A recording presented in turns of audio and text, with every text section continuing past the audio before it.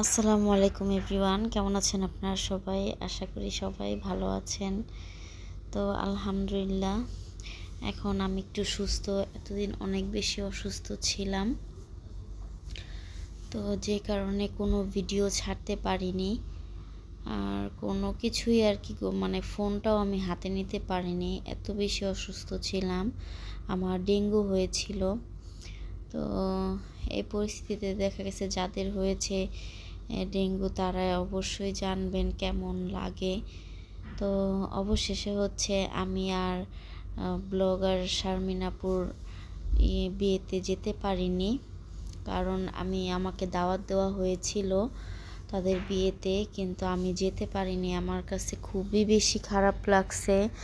আমার অনেক ইচ্ছা ছিল তাদের সাথে দেখা করার, সবার সাথে, বিশেষ করে তিশা আপু, নাজমুল ভাইয়ের সাথে দেখা করার অনেক ইচ্ছা ছিল, তো করতে পারিনি। যাই হোক, আবার সামনে কোনো সুযোগ থাকলে আমি অবশ্যই দেখা করব, যাব।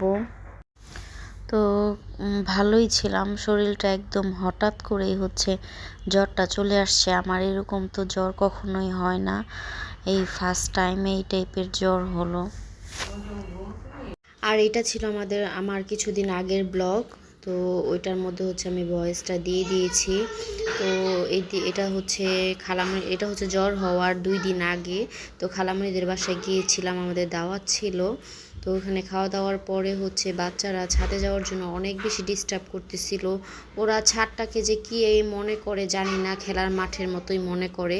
আর ঢাকা শহরে তো কোনো খেলার মাঠ টাট কোথাও কোনো পার্ক নাই কাছাকাছি, যে কারণে বাচ্চারা অনেক বেশি মানে চঞ্চল হয়ে ওঠে একটু খেলাধুলা করার জন্য।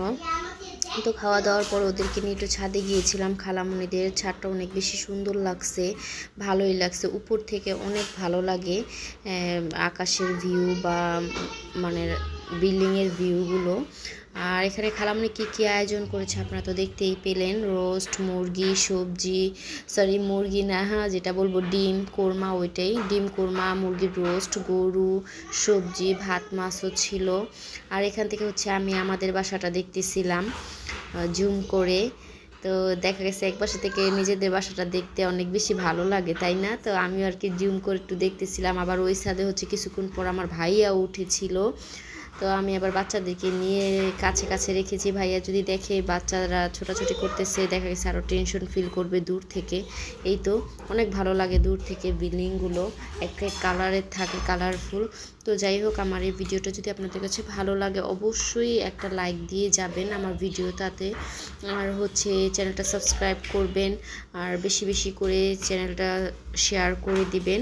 তো আমার ভিডিওটা আজ এ পর্যন্তই ছিল, দেখতে থাকুন আপনারা। তো ওই ছাদে আকিকা দিচ্ছিল, আমাকে ভাবি এসে বলতেছে ওই ছাদে জানি কে মারা গেছে। আমি তো পুরো ভয় পেয়ে গেছি, যে দেখি যে মানে খাসি জবাই দিয়েছে।